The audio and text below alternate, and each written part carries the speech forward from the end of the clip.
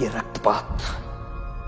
रक्तपात शांति और अहिंसा की नीति पर चलने वाले उन्हीं गांधी जी के कारण हुआ जिन्होंने अपने प्रत्येक भाषण और लेख में क्रांतिकारियों की निंदा की।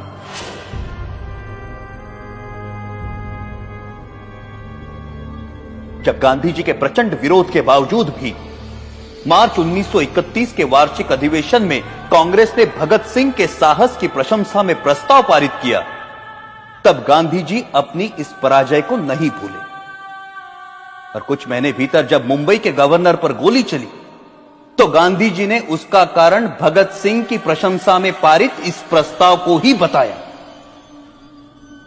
सुभाष चंद्र बोस ने गांधी जी के इस कथन का विरोध किया। परिणाम स्वरूप गांधी जी सुभाष बोस को भी अपना शत्रु समझने लगे। Our struggle is no doubt a non-violent struggle, but even a non-violent struggle demands an army, an organization, and a machinery.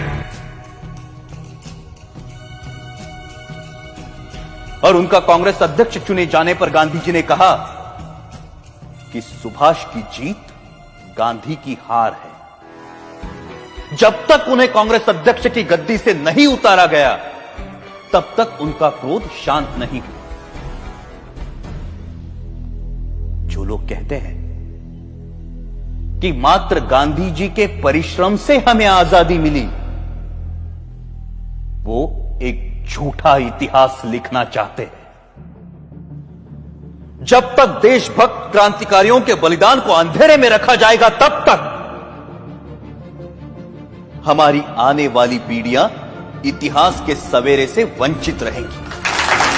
Order order.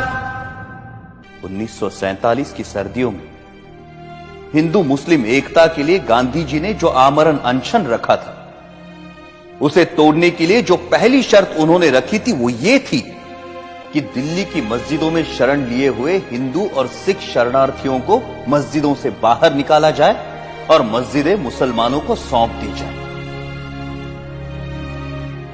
सरकार गांधी के अनशन के सामने घुटने टेकने पर मजबूर हुई और जिस दिन गांधी जी ने अनशन तोड़ा उस दिन वर्षा भी हो रही थी।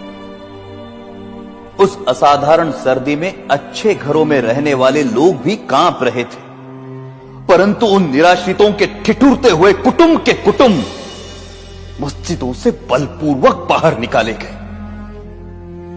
जिस दिन यह घटना घटी संयोगवश मैं दिल्ली में ही था। मैंने